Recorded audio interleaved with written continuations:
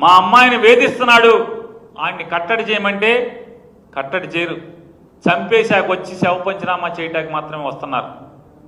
పవన్ కళ్యాణ్ చెప్పాడంటే మాత్రం పట్టేసుకుంటారంట. నాకు అర్థం కాదు, ఇదేం పోలీసింగ్ అంటే? రాష్ట్రంలో ఆడపిల్లలు కనపడపోతే ఇద్దరినే పట్టుకున్నారు పోలీసులు ఇప్పుడు దాకా.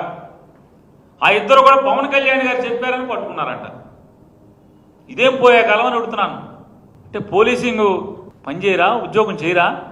పోనీ అందరం పవన్ కళ్యాణ్ దగ్గరికి వెళ్దాం, కనపడిన ఆడపిల్లలందరూ మా అమ్మాయి తప్పిపోయిందని చెప్తాకంటే అతనేమో షూటింగ్లో ఉంటాడు, ఇక్కడ ఉండడు, దొరకడు, చిక్కడు దొరకడు. ఓ సినిమా తీయాలి, ఇక చిక్కడు దొరకడు. చంద్రబాబుకి ఎప్పుడున్నా మాత్రం రాజకీయంగా ఆపద వస్తే మాత్రం పరిగెత్తుకొస్తారు. ఒక చెల్లి ఒక తమ్ముడు ఇద్దరు వచ్చేస్తారు ఎగేసుకుంటా. చంద్రబాబుకి ఏమైనా చికాకు వచ్చిందంటే రాజకీయంగా ఒక చెల్లి ఒక తమ్ముడు కలుగులోంచి బయటకు వస్తారు. మిగతా అప్పుడు ఏం చేస్తారో మనకు తెలియదు. ఇతనైతే మనకు అప్పుడప్పుడు కనపడతాయి ఫోటోలు గిటోలు, షూటింగ్లు చేసుకుంటున్నాడు. ఇవాళ ఇక్కడ వైద్య విద్యలో అవకాశాలు దొరక్క డాక్టర్ అవ్వాలని చెప్పని సంకల్పం, బాల్యం నుంచి నేను డాక్టర్ అవ్వాలి, నేను మనుషుల ప్రాణాలు కాపాడాలి, వైద్యం చేయాలి అనేటువంటి కసితో సంకల్పంతో ఇక్కడ సీటు దొరకపోతే విదేశాలకు వెళ్ళి తల్లిదండ్రుల చెమటోడ్చిన రూపాయితో కూడబెట్టి, అమ్మా నాన్న చెమటోడ్చి సంపాదించి కూడబెట్టిన రూపాయితో విదేశాల్లో చదువుకొస్తే మెడికల్ కౌన్సిల్ ఆఫ్ ఇండియా పరీక్ష పాస్ అయితే ఇవాళకి సర్టిఫికెట్లు ఇవ్వకుండా పైశాచికంగా, ఇది నరకాసుర ప్రభుత్వం కాక ఏమవుతుందని చెప్తున్నా. వైసీపీ వాళ్ళకి నరకాసుర ప్రభుత్వమే, ఎవరికి పడితే వాళ్ళకి. ఈ రాష్ట్రంలో ఉన్న అవుట్సోర్సింగ్ ఉద్యోగస్తులకి ఇది నరకాసుర ప్రభుత్వమే. ఎన్నికల ముందు ఉద్యోగస్తులకి అరచేతిలో వైకుంఠం చూపించినటువంటి ఈ ప్రభుత్వం, ఆ రోజున్నటువంటి రాజకీయ శక్తులు ఇవాళ ప్రభుత్వాన్ని నడుపుతూ వాళ్ళకి డిఏలు ఎవరు, లేదా వాళ్ళకి పిఆర్సీని కాన్స్టిట్యూట్ చేయరు, ఐఆర్ ఎవరు, ఇంకేమన్నా ఉంటే ట్రాన్స్ఫర్లు, వేధింపులు, సస్పెండ్లు ఇవాళ గాలిలో పెడతాం.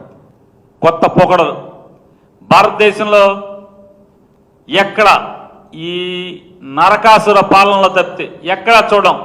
ఆడికి ఉద్యోగం ఉండదు, ఎక్కడ జీతం రాదు. రోజు పొద్దున్నే డీజీపీ ఆఫీసులో కూడా కొంతమందిని వేశారు, ఐపీఎస్ఎల్ని లేదా డిఎస్పీలని, గ్రూప్ 1 ఆఫీసర్ని. రోజు పొద్దున్నే ఆఫీస్కి వెళ్ళి సంతకం పెట్టి వెయిటింగ్ రూమ్లో కూర్చోవాలి. ఏది విజిటర్స్ వస్తారు కదా, సందర్శకులు వస్తారు అర్జీలు ఇచ్చుకుంటాకి, కలవటాకి, బాధలు చెప్పుకుంటాకి. అక్కడ పొద్దున్న 9:45 నుంచి సాయంత్రం 5:30 వరకు అక్కడ కూర్చోవాలంట, కూర్చుని ఇంటికి వెళ్ళాలంట.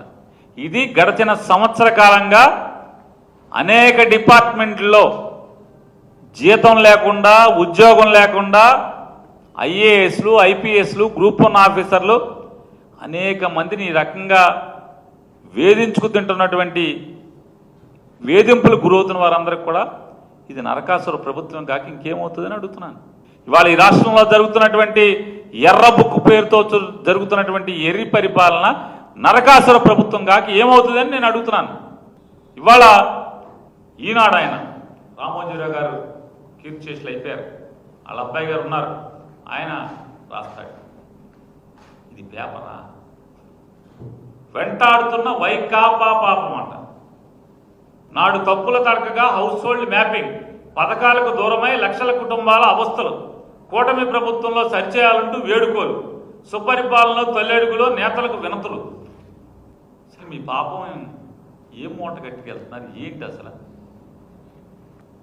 సంవత్సరం అయింది కదా మీరు. అంటే నిన్న ప్రమాణ స్వీకారం చేసి ఇవాళ వెళ్ళామనుకుంటున్నారు ఏంటి? నిన్న ప్రమాణ స్వీకారం చేసి ఇవాళ ప్రజల్లోకి వెళ్తున్నారేంటి బాబు మీరు? సంవత్సరం అయింది. సంవత్సరం నిండిన తర్వాత వైకాపాలో మా పథకం రాలేదన్నారు.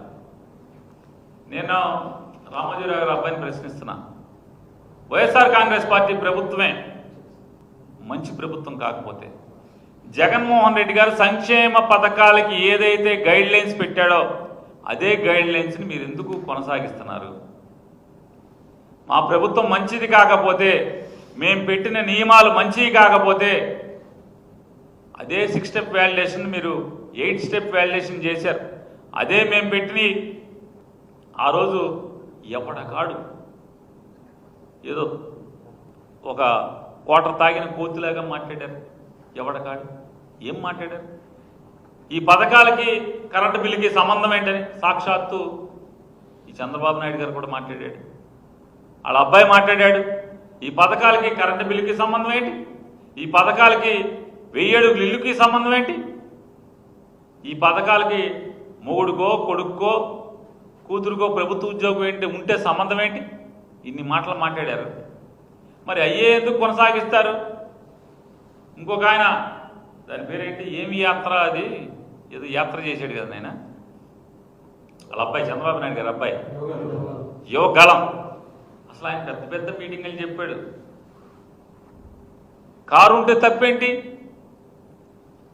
కారు ఉంటే జగన్ రెడ్డి కంట కారు ఉంటే కళ్ళు కుడుతున్నాయంట. జగన్ రెడ్డి తప్పితే ఎవడో కారులో తిరగకూడదంట. కారు ఉంటే అంట పథకాలు ఆపుతాడంట. మరి నువ్వేం చేస్తున్నావు అంటే మీ నాన్న మీరు తప్పితే మీరు కారులో కాదుగా, అంత విమానాల్లో తిరుగుతున్నారుగా. కొన్ని జగన్మోహన్ రెడ్డి గారు కారులో తిరిగాడు కాబట్టి కారు నుండి ఈడ్చిపడ్డారన్నారు. కారు ఉండకూడదు ఎవరికన్నారు? మీరు విమానాలు హెలికాప్టర్లు తిరుగుతున్నారు కదా, మరి మీరు ఇచ్చేయచ్చు కదా. సొంత కారున్నోడి కల్లా మీరు ఎందుకు ఇవ్వట్లేదు పథకాలు? జగన్మోహన్ రెడ్డి గారు అంటే మీ భాషలో జగన్ రెడ్డి పెట్టి అన్నీ మీరెందుకు ఫాలో అవుతున్నారు? సిగ్గు శరం లేదా? దేవుడు సిగ్గు అనేది పెట్టలేదా మనకి? నోరే కదా అది. ఆ రోజు ఏం మాట్లాడాం, ఈరోజు ఏం మాట్లాడుతున్నాం మనం?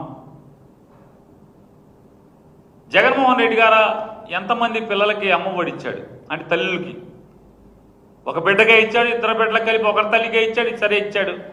మీరు ఎంతమందికి ఇవ్వాలి? మీరు ఎంతమందికి ఇస్తున్నారు? ఏ పథకం ఇచ్చారు ఇంతవరకు? సంవత్సరానికి 3 బండ్లు అన్నారు, హామీ ఇచ్చారు. ప్రతి సంవత్సరం జూన్ నుంచే 2024 జూన్ నుంచే పథకాలు మొదలన్నారు. సంవత్సరం పొడి చేశారు.